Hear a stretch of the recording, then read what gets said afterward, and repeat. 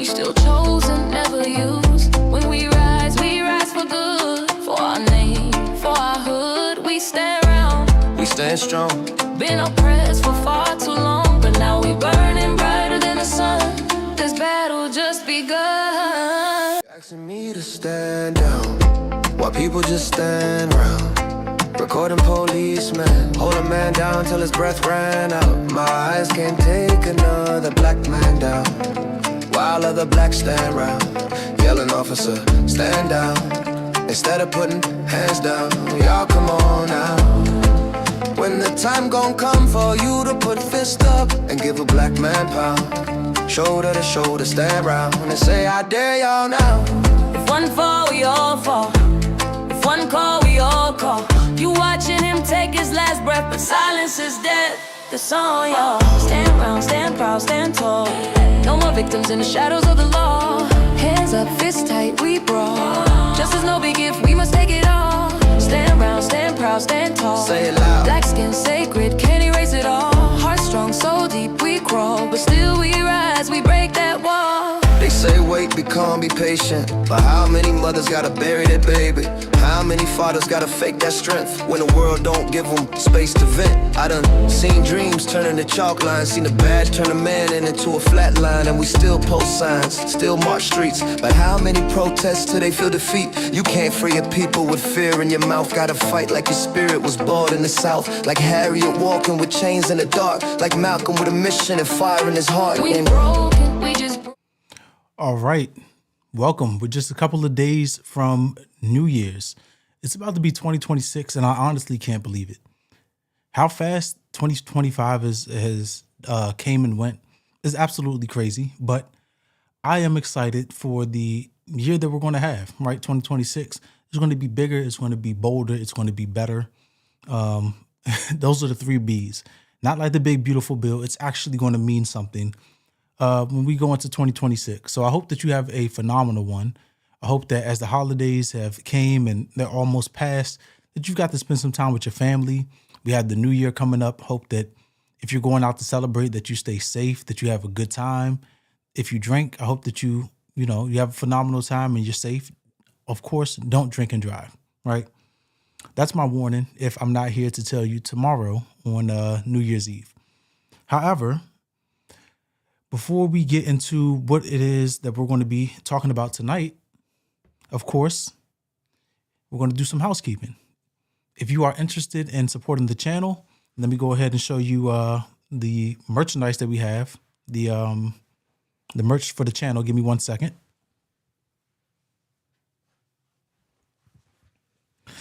As you know, this is what it looks like.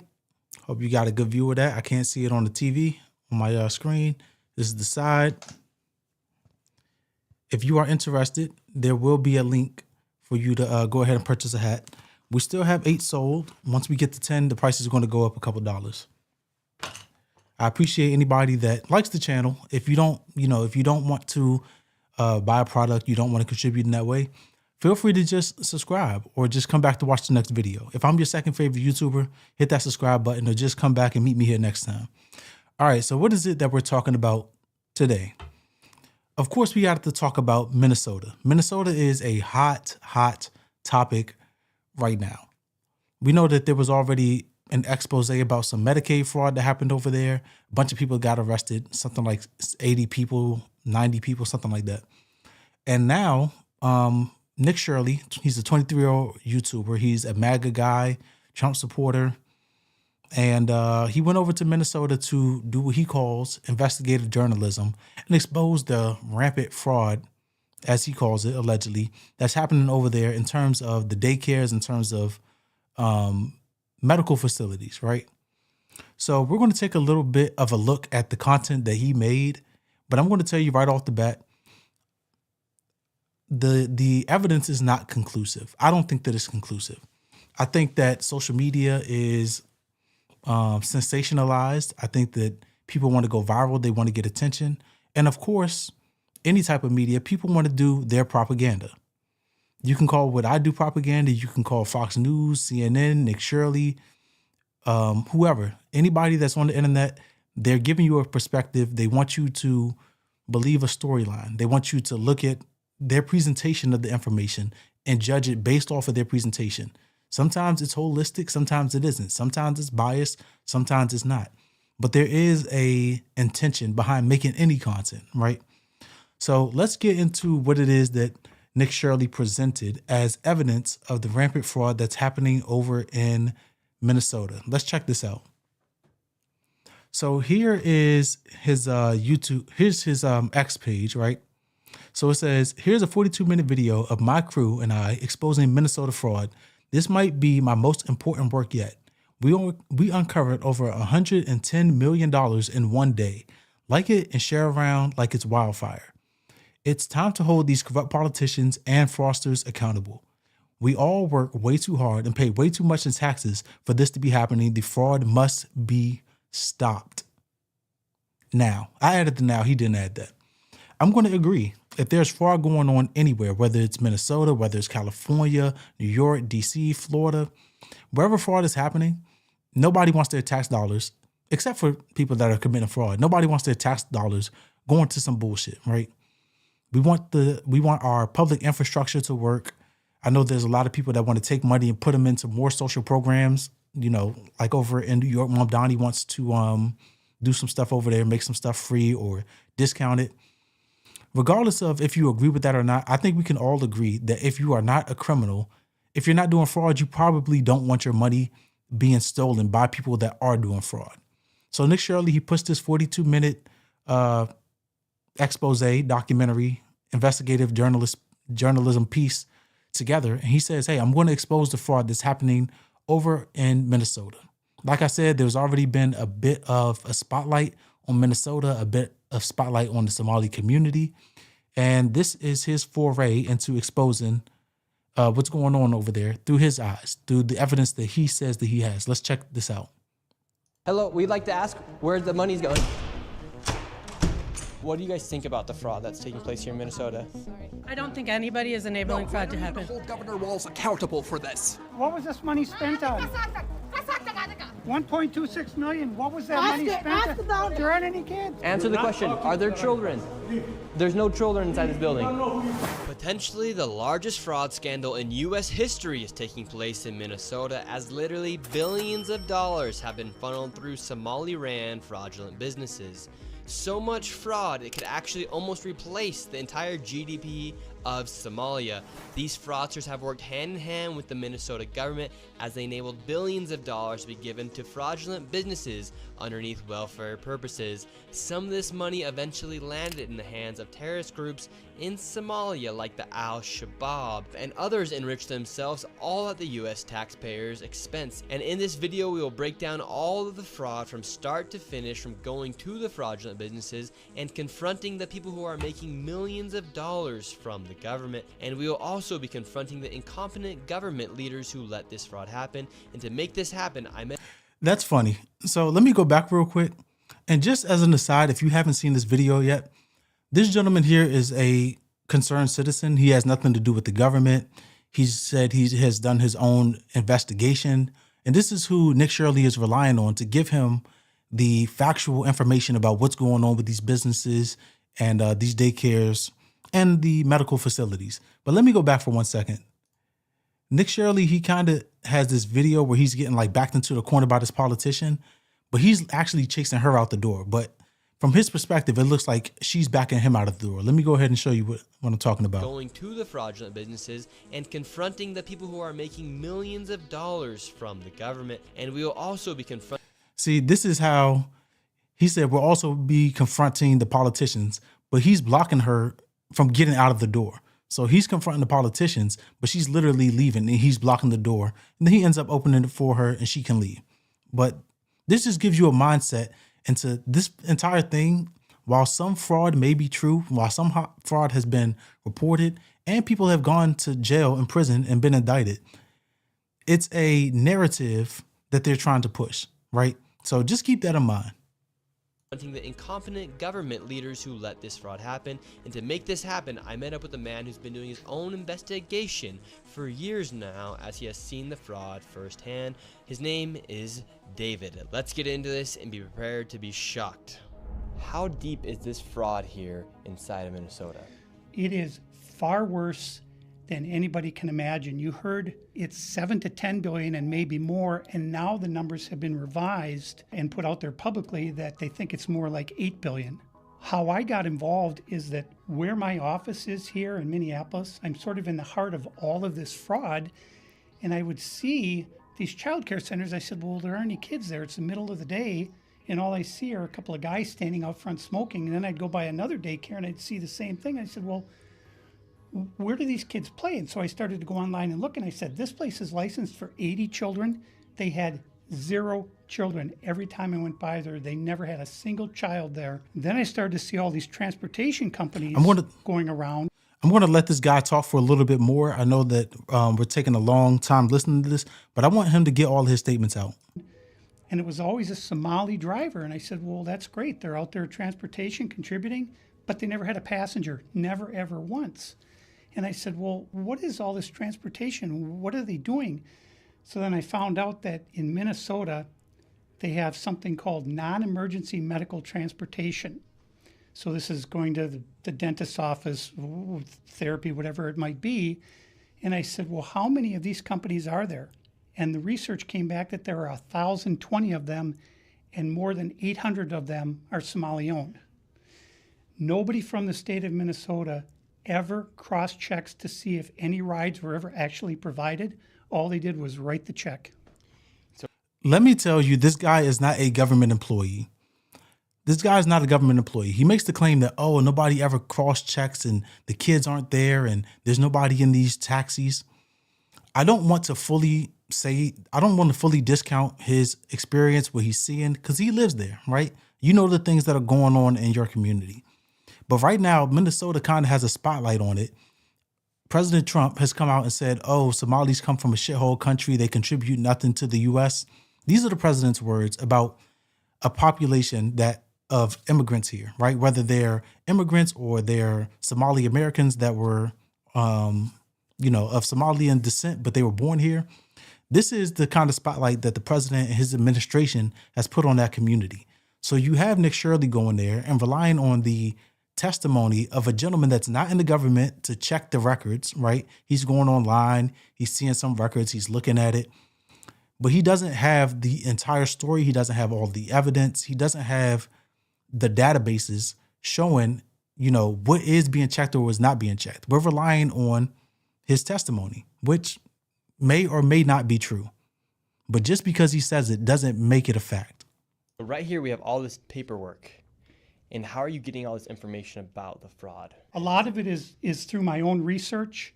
And then I have some contacts at the Capitol going back many, many years. And so the data that I'm getting is 100% accurate, coming directly from research done by people at the state Capitol. All this paperwork right here, what are we looking at? The areas of fraud that I have numbers for are mostly related to childcare. This is massive fraud that is beyond anyone's imagination, the scope. And so, for example, there's a childcare not far from here in Minneapolis that has two childcares listed at the same address. And together, they're licensed supposedly for 120 children. I have never seen a single child there ever, and I've been by that place at least 100 times. These Somalians, these groups.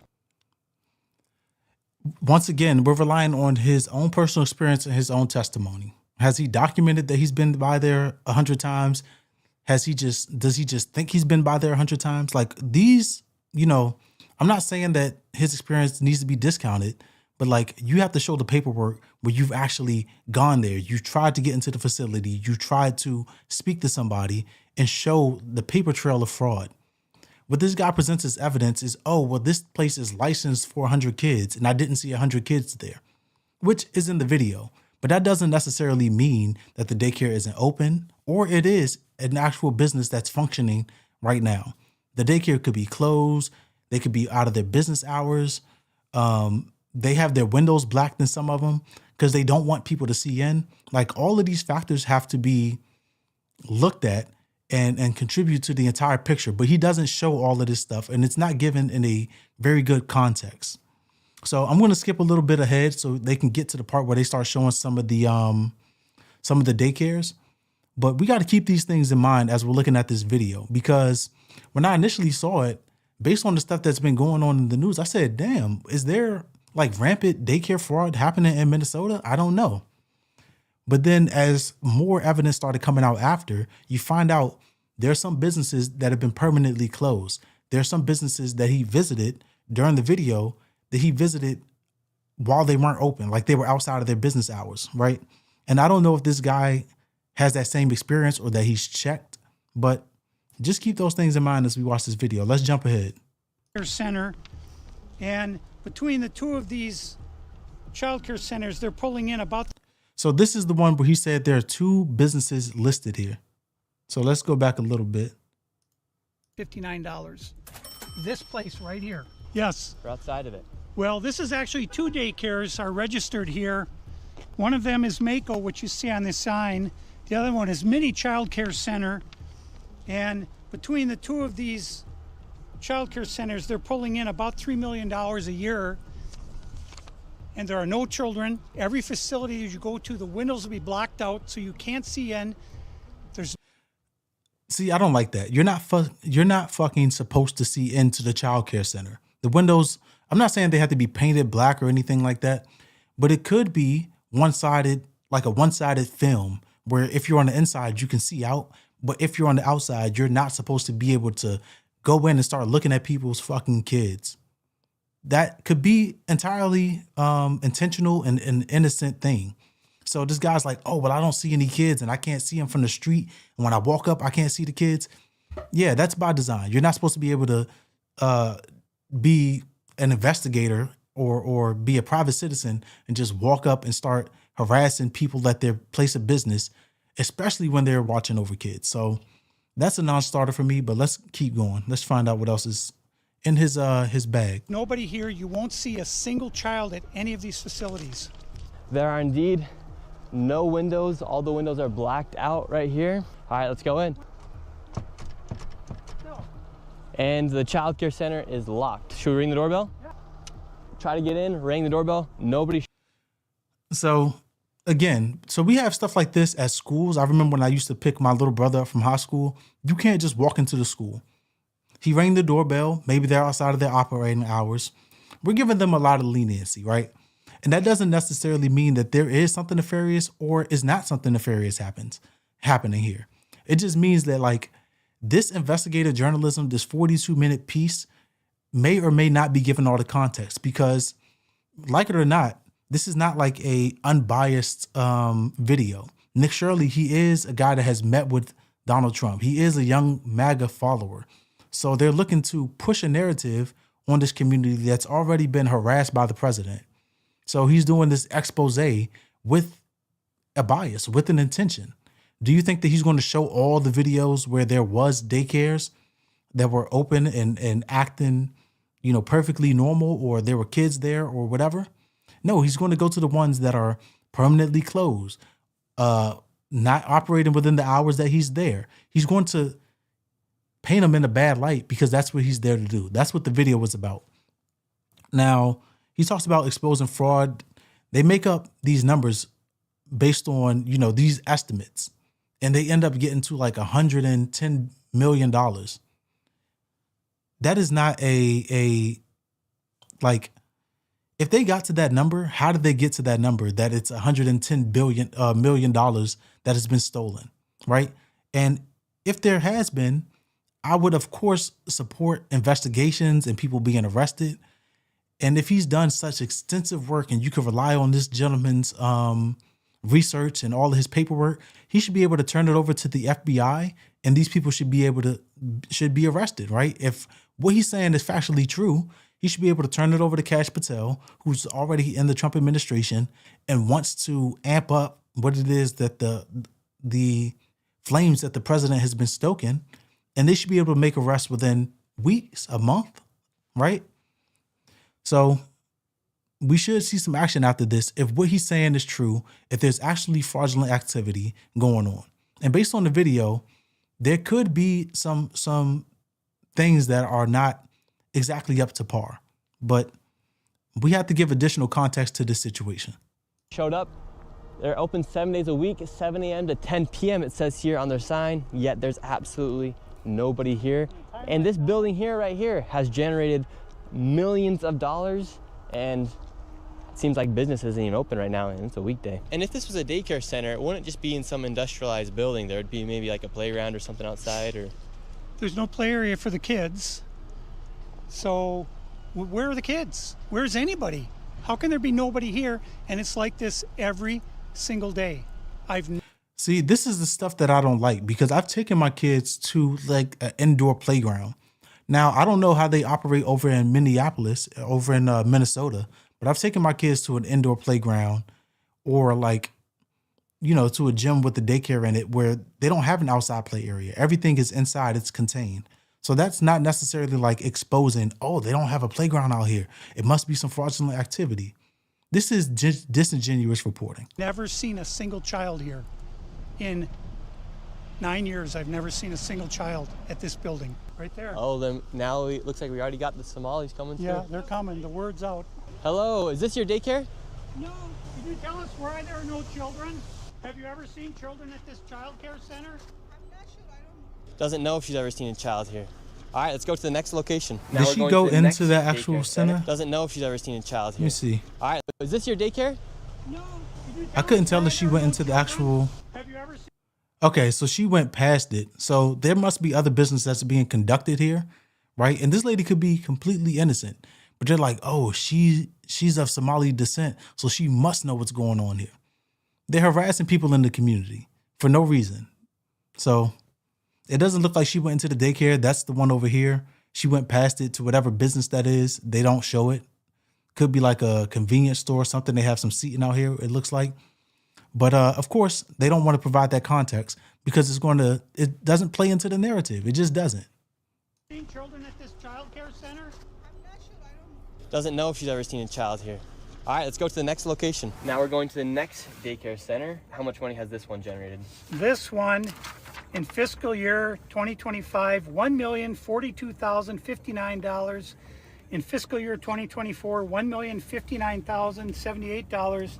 And in fiscal year 2023, $727,336. This next one is literally 1 block away, and this one's also generated nearly $3 million in the past 3 years. Let's see if there's any children. Let's see if any of the buildings are open. All right, so we're going to go ahead and to be honest, the entire Nick Shirley video goes on like this. It's him pulling up, they're making claims, they're talking to people that are in the buildings or may not be in the buildings if there's nobody there. But like we said, the additional context has to be given on what are the business hours, you know, is this some sort of break that's happening? Is the business permanently closed? Because all of these things have come up, but we're going to go ahead and move on. We're going to look at some reporting that happened over on Fox. We're going to take a look at what it is they had to say.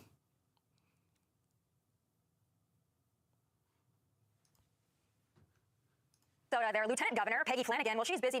I apologize. I always put everything on 2X for me when I'm trying to get all this information because there's so much stuff going on in the world, right? You can't be on top of everything.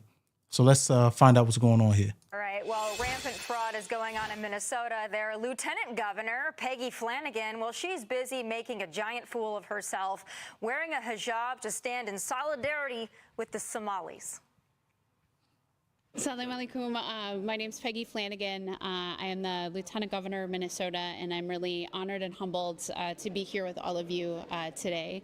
I am incredibly clear that the Somali community is part of the fabric of the state of Minnesota.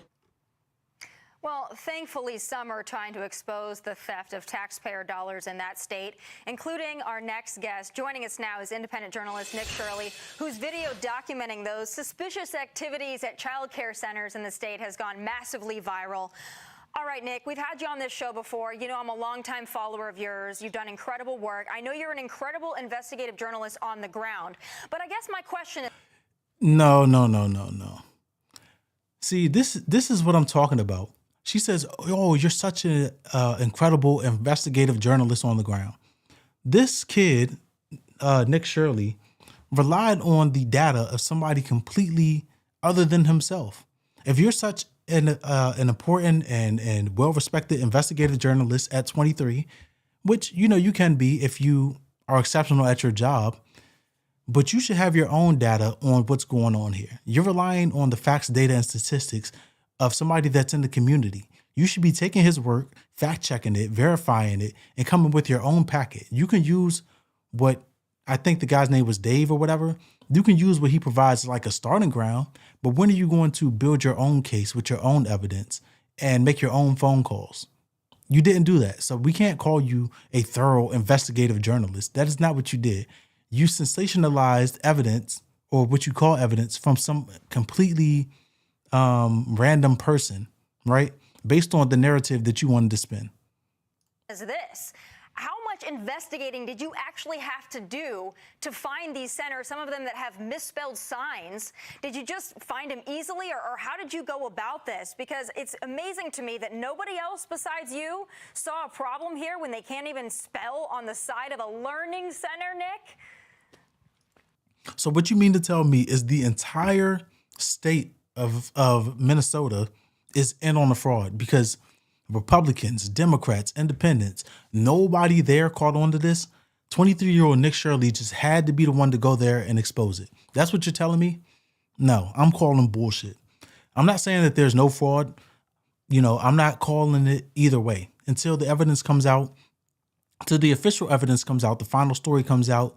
Then I'm not going to call it either way. But I don't have a stake in the game to say, yes, there is, or yes, there is not. I just don't believe that the private citizen that did this and Nick Shirley are putting together the full picture of the case, right? It's a 42-minute video. Maybe he just doesn't have time to get into all the nitty-gritty, but just showing up to a place and saying, oh, well, you know, there's nobody here, or they're not letting me see the kids. They're not supposed to let you see the kids. You're a random guy showing up, pretending that you're trying to sign in some imaginary kid that you have. The kid is not there. You can't be trusted to go into a facility where they're taking care of people's kids, whether it's for your video or you're actually there to conduct business. They don't know, right? So I don't think that Nick Shirley is like cracking the code on fraud in Minnesota. Maybe he is, maybe he isn't. I don't know. But we have to wait for the FBI's investigation, even though we can't fully trust the FBI either. But wait for more reports, more evidence. And if the evidence shows that there's fraud, fucking arrest the people, send them to jail. It should be easy. It should be an open and shut case if it's as rampant and as obvious as Nick Shirley and the gentleman that lives in Minnesota is making it seem. Yeah, it's a great question. And I have to give props to the man by the name of David who helped me in this investigation. He's been doing research for years trying to expose this fraud. And nobody has given him the time of day to even talk about this. So with his help and my own investigation, I've known about the fraud taking place for a long time. Minnesotans have been telling me for a long time about the Somali fraud that is taking place. And with his help, we were able to crack over $110 million in fraud in one day. And that's just the tip. When people say it's the tip of the iceberg, it really is, because there's billions of fraud inside the state of Minnesota right now. Nick, I wonder if he really believes that they've found fraud, $110 million worth. Because if it's so easy, just turn that over to the FBI, turn it over to some federal authority. If you don't trust the people in Minnesota to take care of it, right, then turn it over to Kash Patel, the FBI, and get some charges drawn up on the people that are still in taxpayers' money, because nobody wants that. But I suspect that there's more going on here than Nick Shirley is able to communicate, right? He's young. I'm not saying that he's stupid, but sometimes you're young and you want to spin the narrative that it is that you want to spin. You're not necessarily unbiased and looking at the full picture. So, like I said, he is a MAGA guy. He does have a dog in this fight. He wants to see more scrutiny on the Somali community. Or maybe there is fraud and I'm being naive. Time will tell. Kind of on that topic, you said that, I believe you just said his name was David, has been researching this for years. In your experience or in your opinion, just spending the day you spent out there tracking this down, is there any way that this hasn't reached the governor of Minnesota, Tim Walz? I mean, take aside ongoing litigation or what have you, but is there any way that he could claim ignorance on this, just in your experience over this investigation? Oh, it's so obvious. If you're living in Minnesota, you have to raise your eyebrows and think, what's going on? Literally, if you drive around Minnesota, around Minneapolis, you will see daycare centers, autism centers. You will then see transportation companies that have snow piled up as if they haven't moved in months. And then you also go into buildings where there'll be 20 healthcare companies, 14 and 22, the video that I published on X and YouTube. So it is like a kindergartner could figure out that there's fraud going on. Nick, one of the most shocking things to me in the video that you posted was the reaction of some of the Somalis that you were interacting with. The one clip where they called the cops on you for simply asking about some of the healthcare companies, the 20 healthcare companies that were located in one building. Tell us a little bit about. Because they don't owe you any fucking answers. You're coming to their place of business. You have no authority. It's not an issue with him being 23 years old, right? There are 23-year-olds that are exceptionally intelligent, that do excellent work. They may even be a prodigy and be more talented at the same job than people that are older than them. But this gentleman comes into their building, is feigning interest in getting services. He's harassing them. They ask him to leave. He doesn't want to leave. It's private property. They are well within their right, regardless of if they're doing fraud or if they're doing legitimate business, to ask you to leave. That is not an indicator that something is going on there. And this is the issue.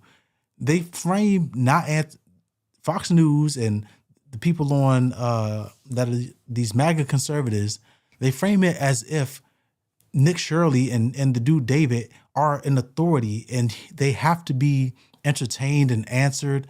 And people, just because they're Somali Americans or they may be immigrants or whatever their situation is, that, oh, well, I'm Nick Shirley and I run a YouTube and I'm telling you, give me answers and you're not giving them. So something must be going on here.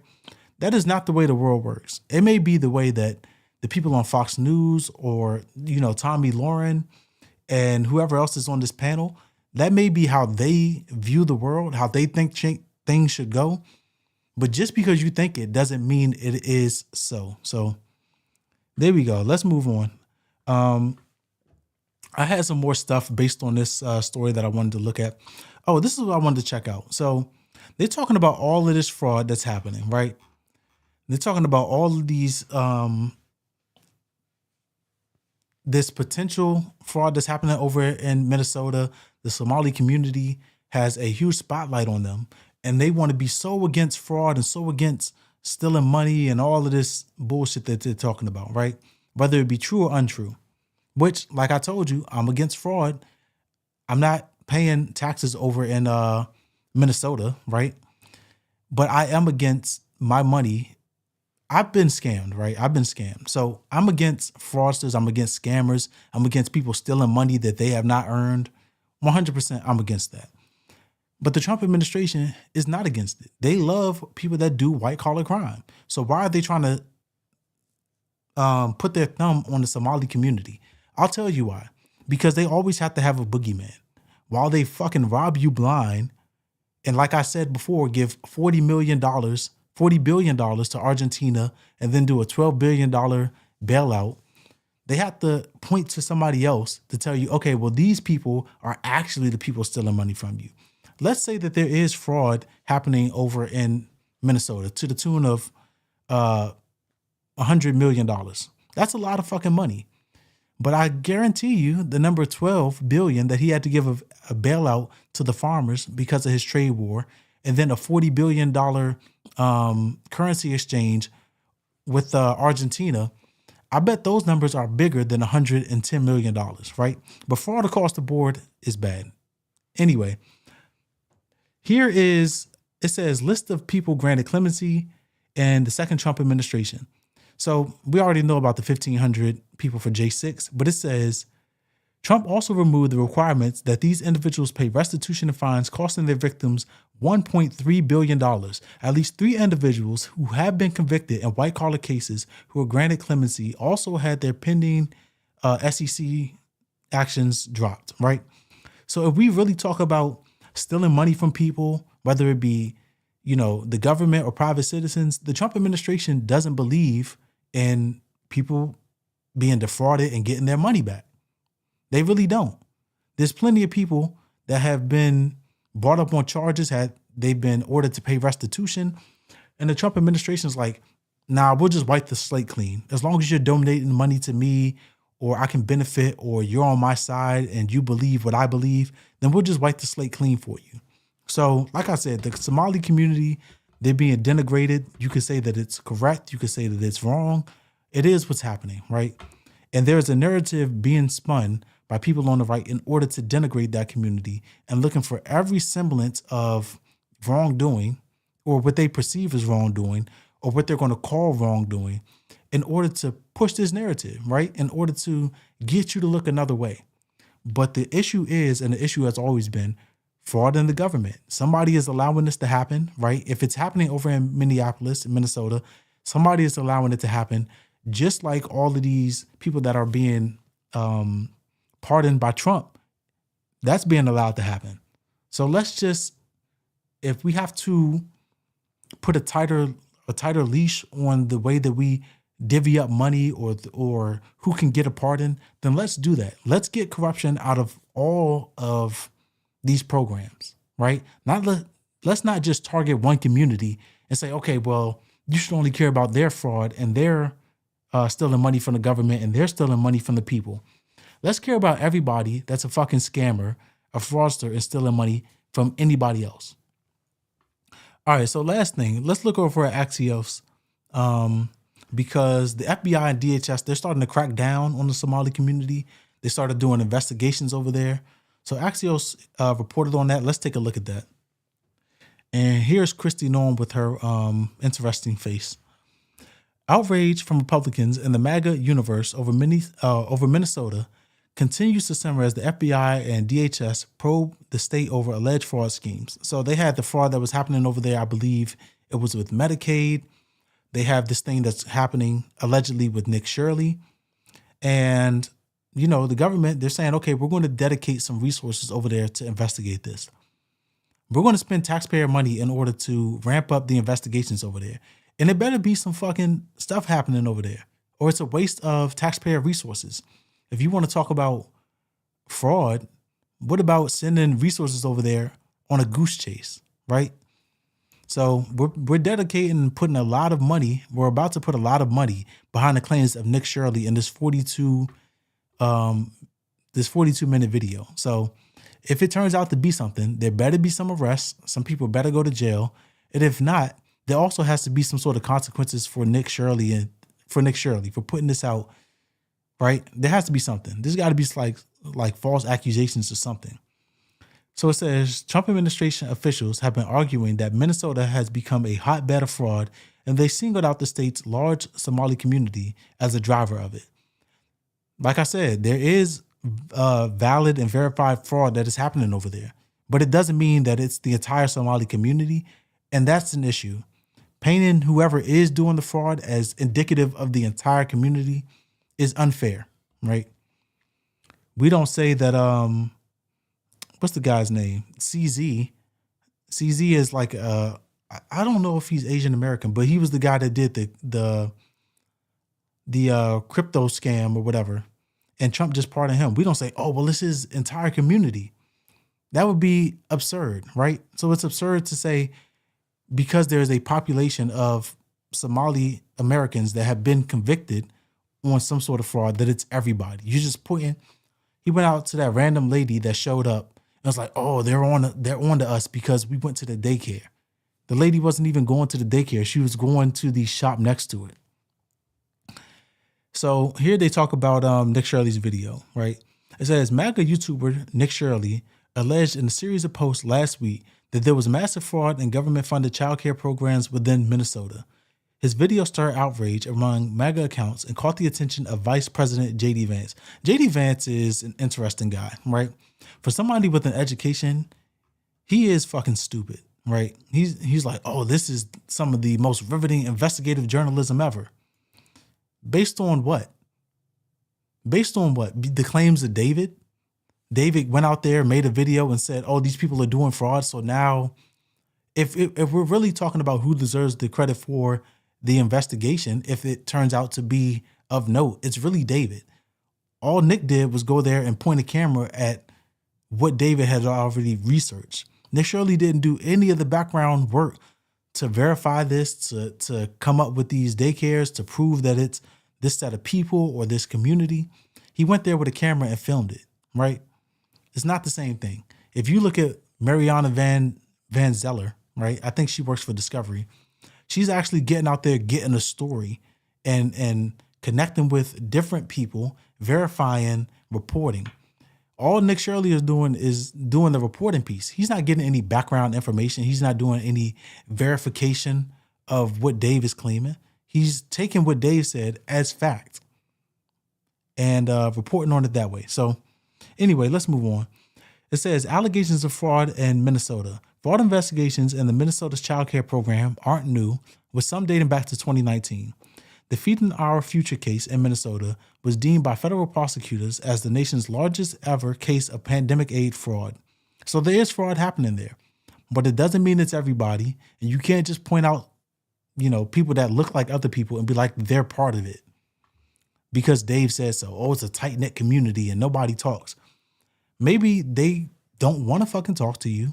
They also don't have to talk to you. You're not an authority. You don't have any sort of credentials that,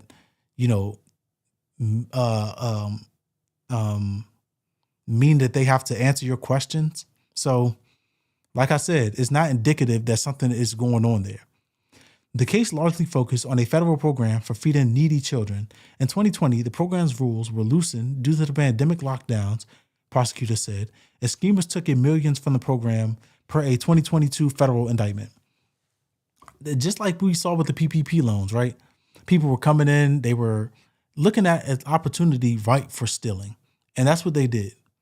With the PPP loans, a ton of people ended up getting caught. There are people that got away with it for 4 years, right? I was doing a video on it. I had done a video on the channel a while ago where a guy, he completely forgot that he did the PPP scam. 4 years later, he said he was facing 20 years for stealing about $10,000, right? So if there is fraud, if there's something going on, I'm not opposed to people going to prison. I'm not opposed to people going to jail. There are people that have to be re-assimilated back into society when they have gone far out of the bounds. And stealing the money that's supposed to make our communities better is out of the bounds. So if there's something that's going on over in Minnesota and it can be proven, it can be verified, not with just Dave, who has no authority to ask questions that elicit an answer or should be answered by an authority of the law. If somebody goes out there and does that work with the authority and they determine that there is a valid case for bringing charges and arresting people and imprisoning people, by all means, that can happen. That needs to happen. But Dave and Nick Shirley from YouTube are not that authority. You don't have the credentials to ask for the answers that you're asking for and demand them, right? So it says the leaders of the scheme were convicted on federal charges in March 2025. A legislative audit said the Walz administration failed to rein in the fraud. Walz's office contended legal fights and the lack of statutory authority didn't help. So I don't know what's going on as far as that, but we've talked at length about this entire situation that's going on over in Minnesota. My mouth is dry. I need some more water. So you can tell me what you think. Do you think that this situation is being played up based on some of the evidence that's come out, right? Like they may be operating out of business hours. Some places are closed. Some places are boarded up or not boarded up. Their windows are blacked out because they don't want outsiders peering in, looking at people's offspring, right? I think that there is some of that. And I think that there could be some fraud going on, but it has to be proven. It has to be investigated by people with actual authority. So congrats to Nick Shirley on getting over 100 million views over on X. He's surely going to make some money off of that. He got a couple million, or at least 1.5 million views over on YouTube. He's going to get some money from that. So I hope that he got out of this situation what he was intending to get out of it. And if he is exposing fraud, heads got to roll. It is what it is. All right, I'm going to take a break. I'm going to get some water, and I will be back momentarily. Asking me to stand down while people just stand round. Recording policemen, hold a man down till his breath ran out. My eyes can't take another black man down while other blacks stand round. Yelling, officer, stand down instead of putting hands down. Y'all come on now. When the time gon' come for you to put fist up and give a black man pound, shoulder to shoulder, stand round and say, I dare y'all now. If one fall, we all fall. If one call, we all call. You watching him take his last breath, but silence is death. The song, y'all. Stand round, stand proud, stand tall. No more victims in the shadows of the law. Hands up, fists tight, we brawl. Justice no big gift, we must take it all. Stand round, stand proud, stand tall. Say it loud. Black skin sacred, can't erase it all. Heart strong, so deep we crawl, but still we rise, we break that wall. They say wait, be calm, be patient, but how many mothers gotta bury their baby?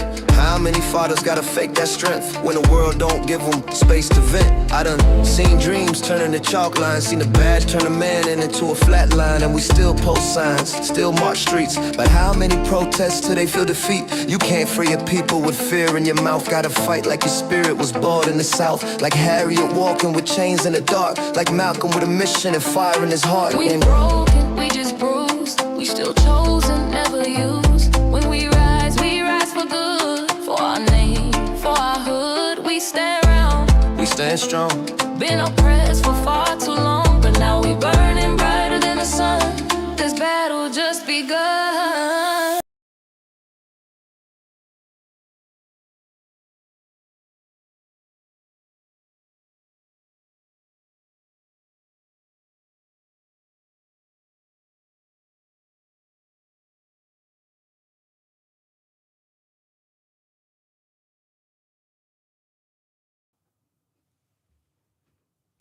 All right, we are back. So let's talk about everybody's favorite mayor. Not everybody's, not mine. I'm not up in New York, so he's not actually my mayor. He's not my favorite mayor, but I do find him quite interesting.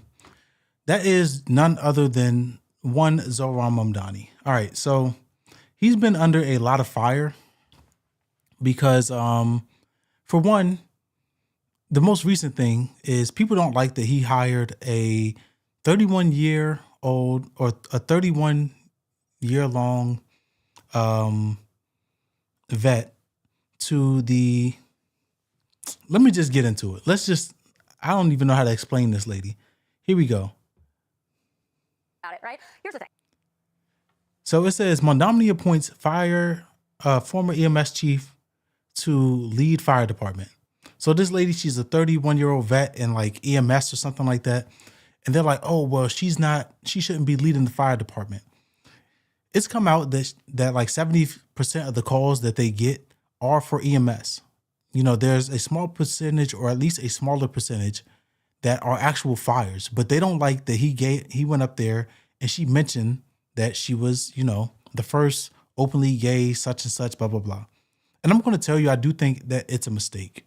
I do think it's a mistake to say that, to put that as part of the qualifying credentials for why she should get the job. I'm sure that her 31 years of experience are more than enough for her to get the job, sustain it, be able to do phenomenal work in that role. But just bringing up the fact that, oh, well, this lady's a lesbian and she's going to be the first in a role, I think that we could have done all with that.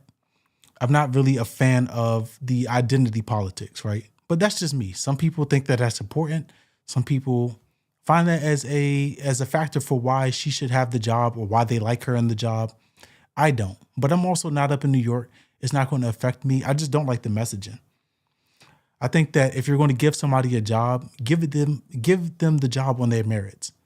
Her having 31 years of experience is more than enough, right? But let's take a look at what Fox has to say. Because, of course, any decision that Zohran makes, people on the right, not everybody on the right, but people that are MAGA aligned are going to have a problem with it. Just on the basis of the fact that Mamdani is who he is, and anybody he picks, they're going to say, oh, well, they're a woman, or well, they're black, or well, they're a liberal. they're going to find issue with anything that he does. It's never going to be good enough because it's not their decision. It's not who they want. So they were perfectly fine with Whiskey Pete being the Secretary of Defense, with a podcast of Kash Patel being in the FBI, all of this stuff.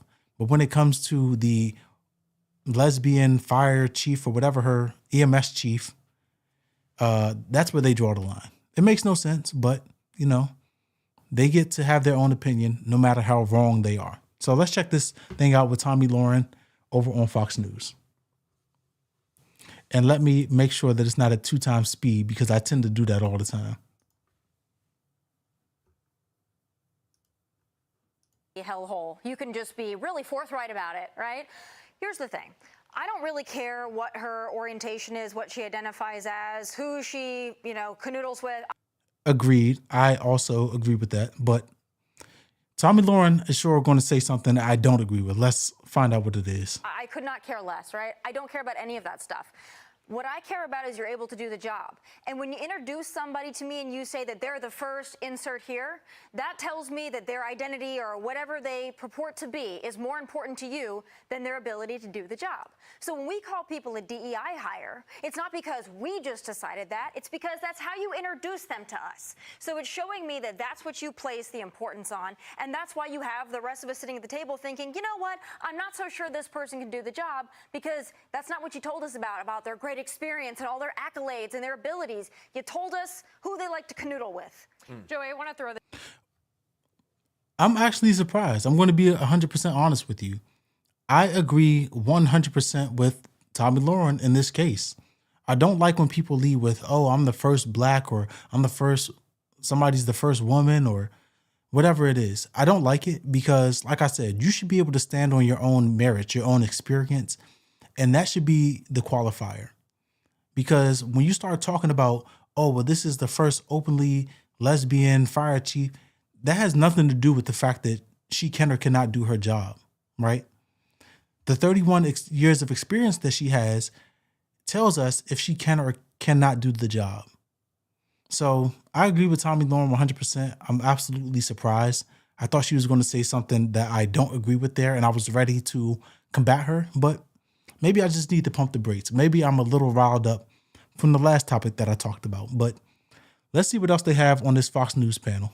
This up on the screen. It's an example of other instances where DEI has failed fire departments. And I think it's important because, as Elon Musk noted, this is a very important job and people could very well die as a result of. I don't give a fuck what Elon Musk has to say. I'm gonna be honest with you. I don't care about his $600 billion or whatever it is. Elon Musk makes cars that trap people inside when the mechanics fail and people catch on fire, allegedly, right? That's allegedly what happens with some Teslas.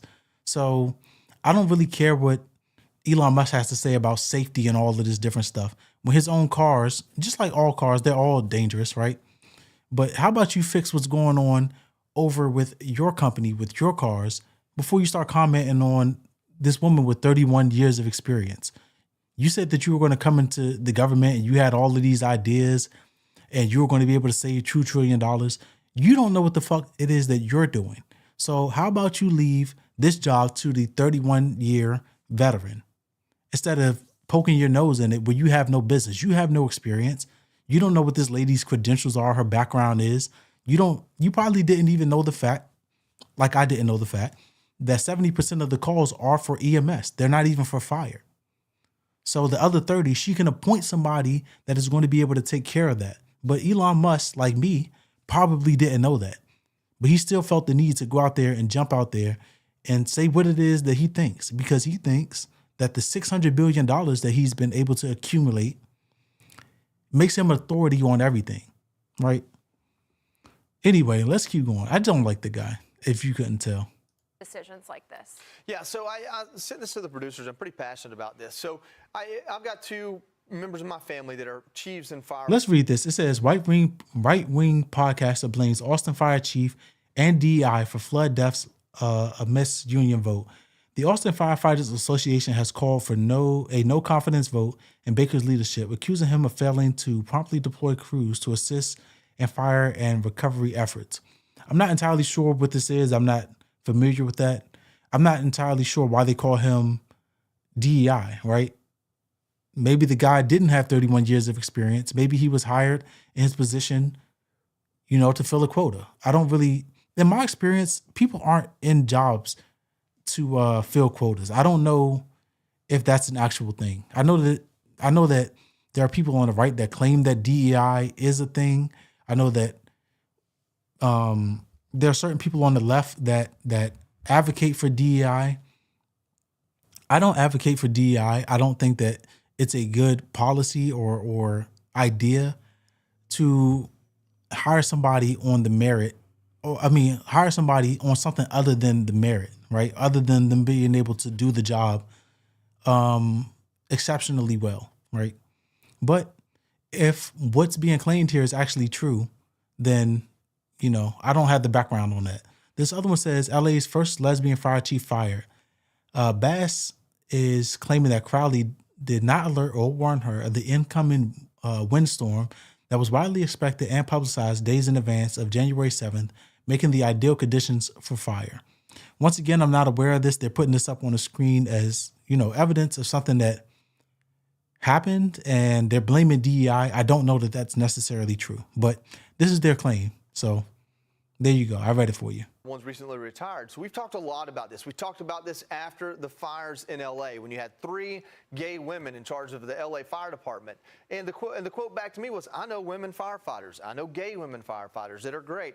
How many firefighters are gay women? And you're telling me in all of Los Angeles, it's the 3 gay women that make it to the top that just happens to be an anomaly? No, they were put there for DEI. That's the problem. And you saw what happened in the Pacific Palisades. Not blaming them, just saying when you have a diversity officer that says, if I can't carry you, that's your fault because of whatever reason, I can't remember exactly what it was she said, then your leadership's probably in the bad spot. When you move over to the fire chief in Austin, he's a black man.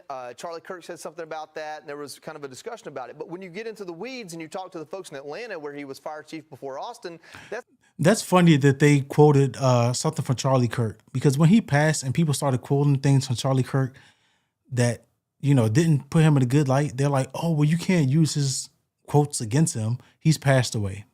Now that it's advantageous for them, they're saying this is what Charlie Kirk said, as if he's the authority on anything, right? He's able to give his opinion, or, everybody has the right to give their opinion, but that doesn't make them authority on anything, right? Outside of stating just facts, your opinions are your opinions, and that's all they are, right?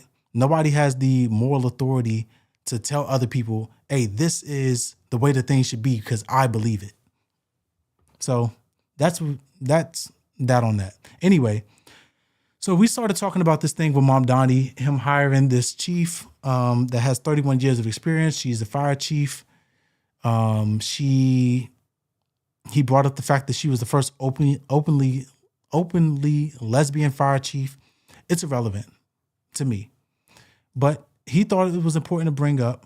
And the right, they also had a problem. And the reason why I said the right, they were going to never give Zohran Mamdani any credit for anything that he did anyway, was they also had an issue with him bringing this gentleman called My Son. My Son is a rapper. He was incarcerated for 7 years, starting back in 1999 for armed robbery. And Mamdani has appointed him as part of some sort of committee to combat against like street violence and start to find out the issues of the youth, right? In order to, put programs or things in place that were going to help them. So the right also bashed him about that. And it's like, okay, so you don't want me to hire the 31-year chief because she's a lesbian. You don't want me to hire people that have gone through the legal system, been on both sides of the legal system, that's been in prison to combat some of the issues with kids that are going through that same process. Like, what is it that's actually going to make the people on the right or the people in the MAGA movement happy? Nothing. They're not looking to be satiated. They want to find an issue with everything that everybody does, as long as you're not on their side. I'd argue that having somebody that's been through the system, come out, been rehabilitated, and knows how to talk to the politicians and talk to the kids that are going through these rough situations and making these bad decisions is beneficial. Somebody that is a 31-year veteran being appointed as the head of whatever position that is, something to do with EMS and fire, her having 31 experience trumps her being a lesbian, right? Like I said, Mamdani shouldn't have communicated that. He should have just let her experience stand on its own. But they have an issue with it regardless, except for Tommy Lauren, who made a valid point that I agree with. So I'm not going to talk about that anymore. I want to talk about Kamala Harris. She's been doing this tour. She went on the book tour for 107 days. That was how many days she had to prepare for her presidential nomination, the presidential election in 2024 against Donald Trump after Joe Biden dropped out. So she's been doing this tour. She's kind of been trying to get herself more to the public. She's been asked, hey, are you going to be running again in 2028? She said no, right? Nobody really believes it, but she did say no. She's been doing this book tour. She's been trying to get her chops back and speaking to the public and, you know, talking a little off the cuff, I feel like. And I'm going to tell you, I'm going to be completely honest with you. I don't like it. I don't like this move that Kamala Harris is doing. She's trying to fashion herself as like the authority. Like she knows what's going on. She has her ear to the streets. She knows how to get the youth. And I got to say, if you knew how to do that, if you knew what it took to communicate to the youth or to the masses, then you would have had a better turnout than you did in the 2024 election. So I'm going to let this play, but it says, this is Kamala Harris at the DNC. It says, both parties have failed to hold the public's trust. Government is viewed fundamentally unable to meet the needs of its people. So let's go ahead and get her statements over on this. Both parties have failed to hold the public's trust. Government is viewed as fundamentally unable to meet the needs of its people. In these and in so many other ways, the people feel that the very institutions that were designed to support them have failed them. And they are not wrong. We must see what is happening. People are done with the status quo, and they're ready to break things to force change. And so, real talk, right? Both. Now, on the face of what she said, she's not wrong at all. People don't trust the government. They're done with the status quo, and it's time for some change. The issue is the things that she's saying are the things that Trump ran on, the things that Trump said that he was going to do. He said he was going to be, he was going to have the most transparent administration. He said that, he wasn't able to push his agenda in his first presidency, but Trump 2.0 was going to be different. And whatever his will was, he was going to be able to enact it. And he threw a lot of loyalists into his administration, and we see how that thing is turning out, right? Kamala Harris is playing, I think they call it Monday night quarterbacking or something like that. I don't watch football, so if I got that analogy wrong, don't burn me up over it. I watch boxing, if anybody cared. And the situation that happened with Anthony Joshua, I hope he's okay. Rest in peace to his folks. Anyway, the situation with Kamala Harris, she's Monday night quarterbacking, trying to tell whoever she's talking to at the DNC, hey, if you want to win the youth back, this is what you need to do. You need to enact some change. You need to be a little, not radical, but like you need to have some new, fresh ideas that are going to appeal to them. The issue is Kamala Harris did not do that successfully, or she would have had a better turnout. I knew early into the night when the election started, I was like, ooh, this is looking bad for Kamala Harris. And I knew that she was going to lose. It was like 30-70, like early in, like, not that much of the vote came in. It was like 30-70. And Trump ended up winning by a landslide, right? So Kamala Harris is coming a year later and saying, okay, I know what to do to get on the right page and and revitalize the Democrat establishment or this administration, or, what's going to work in the future. And you do not. You have no idea, or you would have done it when you ran last year. Granted, she had 107 days to run, but she was vice president for 4 years. She could have had her name out there. She didn't have to back Biden just because that was the past process or what people expected her to do. She could have said, hey, you've had your time. You said you were going to be a one-term president. Now it's my time to shine. I'm going to lead the Democratic Party into the future. She could have said that. She didn't. She wanted to play ball. She didn't want to turn over the apple cart. But now she's telling people, hey, we got to turn over the apple cart.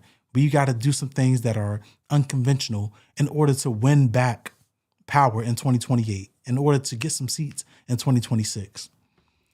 But we have to remember, when Kamala Harris was campaigning, she basically said she was going to do everything that Biden did. She literally said, somebody asked her, hey, what has Biden done that you don't agree with that you're going to do differently?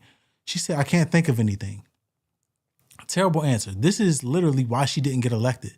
Because if you look at this Gallup poll in November 2024, when the election was happening, Biden was at a 37% approval rating. Trump is just now being clowned for him being at a 36% approval rating. People are like, oh man, this dude is doing horrible. And he is doing objectively bad, right? But if you're Kamala Harris and you were going to campaign on, or you were campaigning on doing the same thing that Biden was doing, how are you a year later going to come around and say like, oh, I have the answers. I know what this party needs. I'm going to be the person that lead us into the future. She keeps saying she's not running for 2028, but she's certainly positioning herself as having the answers, which I don't believe that she has. And I don't know if even if she runs, if she's going to have the support that she needs in order to win. She's not going to have to run against Trump, but is she going to have to run against J.D. Vance, Marco Rubio, Ted Cruz? People have made jokes about Tucker Carlson running. He said he's not going to run. Like, is Kamala Harris going to be able to communicate her ideas, show how she's going to differ from Biden, when she said verbatim that she was going to do what it is that Biden did? People don't want that. They also don't want what's happening under Trump, right? They have a pretty low approval rating. Trump is, within the first year, Biden's first year, he reached a approval rating of 40 at the lowest. And Trump is significantly under that. But like, if you're going to get Biden 2.0 in 2028, we don't want that. Kamala Harris, she hasn't laid out what her ideas are or what they could be in order to appeal to a larger base. So I just don't like this tour that she's going on. I think that if she is going to make these statements, if she's going to put her hat in the race in 2028, she has to actually like show her hand, right? She's not a governor. She's not in any official seat. So she doesn't really have the opportunity to implement these ideas, but you're making these statements as if you know the answers without having a track record of knowing the answers because you didn't figure it out for yourself. Anyway, that's my brief thoughts on this thing that's going on with Kamala Harris. You guys can let me know what you think. I think I'm going to go ahead and wrap up the stream for this evening. And as always, if you have any suggestions for me, let me know down in the comments. I absolutely want to improve what we bring to the table here. I want to make sure that, when I'm coming, I'm well researched or at least informed about what it is that we're talking about. So if you saw something you liked in the stream, let me know. If you saw something you didn't like, you think that I can improve on, I got thick skin. I might read it and be upset and walk away from it momentarily, but I will come back. I will take the criticism and use it to improve what it is that we do here. I wish that people interacted a little bit more as well. I did have a poll up. I don't know if both people, I only had one person vote in the poll, but I did try a poll this time just to see what people's mind was at in terms of this thing that's happening over in Minnesota. Had one person say that it's being played up, and I largely agree. But yeah, let me know what you think. And if you want a hat, they will be tagged under the video or under the videos that get chopped up from this, whichever ones I end up picking and posting. And until next time, man, don't add to the population and don't take away from the population. Happy New Year. I will see you in 2026. Peace.